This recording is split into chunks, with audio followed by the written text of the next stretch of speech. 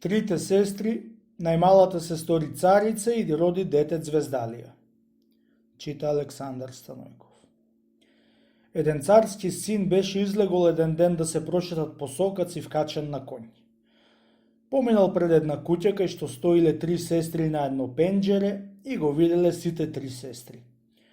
Поголемата рекла: "Ах, мури сестри, да знаете царскиот син што ме историја имам јас, веднаш би ме зел за невеста оти со ме историјата, а јас што ја имам, не ќе му требат брашно за месење леп.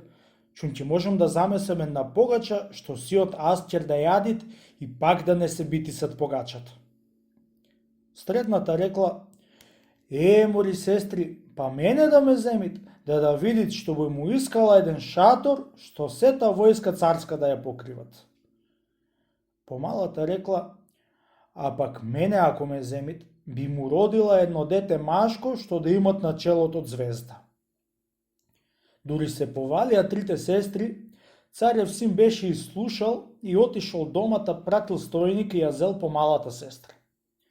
За вистина, на годината беше родила едно машко дете со звезда на чело, а арно туку кучки сестри зависливи беше му го зеле детето и беше му го врлиле по море и наместо дете беа и клале едно машко куче малечко. Кучките сестри беше и викнала ѓоатаа да и поможат за раѓачката, да исторат измет и наместо измет пако си сториле. Дошол царскиот син при царицата да види што родила и тие беа му рекле: "Ти биди жив честит и цареот и сестрини наместо дете Звездалија да роди, ти роди едно куче." "Бре, да куче да роди, а? Ја земете таа кучка и врлете ја во темни зандани," им рекол. Ја грабнаа сирота невеста на правина и ја врлија во темни зандани. Детето што го врлија в море, беше го кренал еден талас, да беше го однесол на една ада и беше го изврлило на суо. За правината Божја да излезит најаве, близу кај што го изврлило детето морето, беше имало една пештера кај што си лежала една срна и чула оти плачало детето, та рипнала и пошла по гласот да видит што е. По Божи благослов му се навртела, да го дојала млеко и, кој е со нога, кој е со муцката, го однесла в пештера кај што било легалото, да си го заватила во суата шума и си легнала до него да го топлит. Денеска, утре, си го доја срна детето и си го порасте. 5-6 години беше сторило, секаде околу адата си шетало и си играло со две камчиња безценити што беше си и нашло покрај море. Од лошите ветрови беше дотерале талазите на Гемија до таа ада. Излегол гимиџијата на суо и го видел детето кај си шетало околу пештерата, се прибрал до него, му проговорил, арно, ама детето не ти знаело, никаков јазик. Извел човекот и му дал едно јаболко да си каснит. Се скротило детето и го ватил за рака, ватил да го милуат и го гледат со звезда на челото. Се чудел човеко, од кај ќе биде тоа дете и не би час стасала срнката. Без да се дивит од гимиџијата, се навртела да си го доит детето. Се чудел гимиџијата како ќе биде тоа дете припаднато во таа ада. Бидејќи бил богобојазлив и бил милостив, си го зел детето в Гемија. Сирота срна од жал по сина се врлила в море, запливала по детето и таа сакала да оди. Видело ти така сакала срната да одит по детето, ја зел и неа в Гемија и си тргнал да си одит. Кога беше заповедал Господ на еден ветр, тики кога беше ја потерал Гемијата, во брго време беше отерал до градот на скелето. Гимиџијата си го однесло детето дома со срната и никому не му кажувал. Си продал еден камен безценен и се обогатил многу. Си го учил детето да зборува и го променил во најубави алишта, му клал на глава една подлабока шапка за да му се покриват звездата. Со денеска, со утре, го пракса детето, чунти од царска крв беше, та многу беше му ваќало умот. И беше го крстил со едно име Најденко. Ватило детето да се разпознаа со деца и да се поигруа, како што си играле сите деца од комшиите.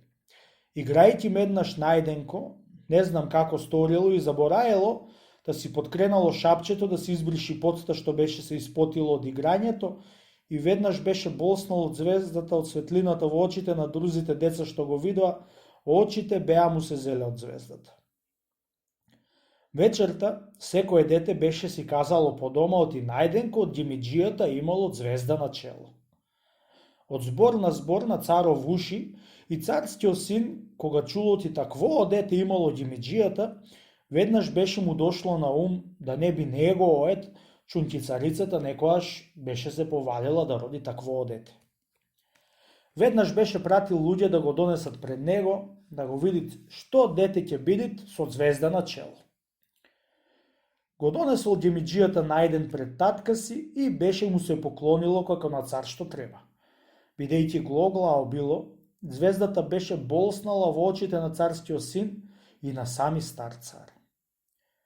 Кога виделе тоа чудо, беше се зачудиле.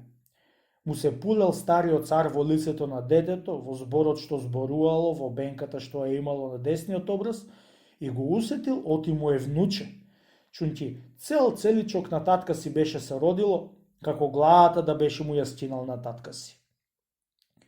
Тогај го прашале ѓимиџијата од кај го нашол тоа дете, и тој беше му кажал кај го нашол, чунки го нашол името, му го клал најденко. Татко му го прашал: чие си бре мило дете? Кој ти е татко и мајка? Честити царе, јас татко знам да ми е ѓимиџијата што ме има од сега и што ме гледа, а мајка ја знам срната што ме доела и што ме гледала како мајка. Од кога ги чу татко му тие зборови, рипна и го грабната го целива и го измилува и целивајќи им и плачејќи им, заповеда брго да ја извада царицата од темните зандани. Ја донесоа царицата пред царот. Без да знае за што, влегла во одајата пред царот, та му се поклонила и што току беше го видела сина и најдена, беше го грабнала, та беше го измилувала и му рекла: мило чедо мој, кај си да ја видиш твојата мајчица, кај лежит во темна зандана толку години? Јас, чедо, сум те гледала сеедно на сон, аз ли сега како што ми те гледам? Ах, моите зависливи сестри, ова што ми го сторија, туку правината се танчела и не се кинела. Еве, сполај му на Бога, мене ме исплива. Подкрени, мило чедо, шапчето да ти видам звездата што бев ти ја видела која се роди. Симнало најденко шапчето да му видит мајка му звездата. Мило моја снао, од кај го познаеш твоето мило дете? И рекол свекоре, што го прегрна веднаш и за чедо го стори. Лели кажав, мили ми тате, понапред оти на сон сум си го гледала и со виделината на звездата негоа сум си светила во темната зандана.